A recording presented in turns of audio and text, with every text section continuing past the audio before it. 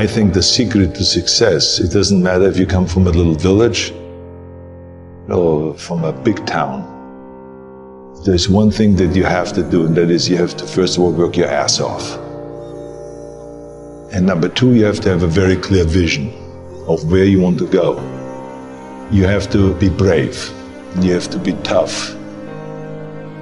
You have to discipline to follow through.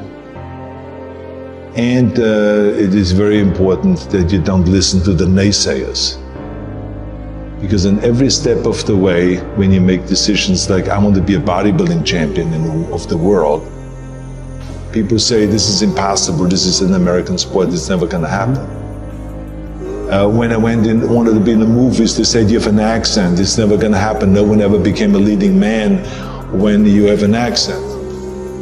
Everything is always impossible until someone does it. Trust yourself, break some rules. Don't be afraid to fail. Ignore the naysayers and stay hungry. Let me tell you, I've made a fortune in several careers, and I've been very successful in several careers by ignoring the naysayers and believing in myself. Imagine you're 15 years old and you're in Austria and you say to the people, I want to be the bodybuilding champion of the world. Of course they come to you and say, but wait a minute, this is not an Austrian sport. Bodybuilding, that's an American sport. But you know something, I had it very clear in my vision and I knew exactly what I wanted to do. I wanted to be a bodybuilding champion. And I started training 1 hour a day, 2 hours a day, 3 hours a day. By the time I was in military service, at the age of 18, I trained 4 or 5 hours a day. And I became the youngest Mr. Universe ever.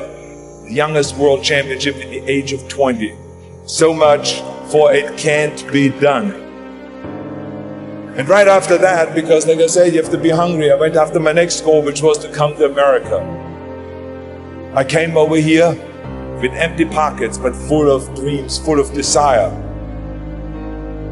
I knew that this was where I could continue my bodybuilding career and start acting also, go into the acting profession.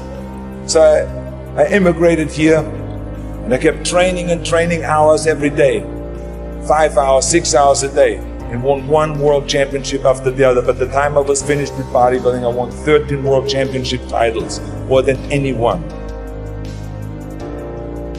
And then again, I was hungry to move on, because you can't do bodybuilding for the rest of your life. I wanted to move on, and I knew it was acting that I wanted to get into. But again, I faced the same obstacles where people said it can't be done. When I talked to agents, they said to me, you cannot become just an actor and walk in the movies. I say, I just don't want to become an actor. I want to be a leading man. And they say, well, forget about that. They laughed. I mean, with your accent, no one has become a leading man with your accent. And with your body, look at all those bumps sticking out. This overdeveloped body they were in 20 years ago when they did Hercules movies, but now it's Dustin Hoffman, it's Al Pacino, it's Woody Allen. Those are the new sex symbols. Don't you understand it? Look at you. Forget it, it will never happen. And with your name, Schwarzenschnitzel, or whatever your name is, I can see that already up there on the billboards. That isn't going to sell any tickets. But you know something? I didn't listen to them. I started working very hard, just like in bodybuilding. 5, 6 hours a day. I went to acting classes, speech classes, dialogue classes, accent removal classes. Everything that you can think of, I did.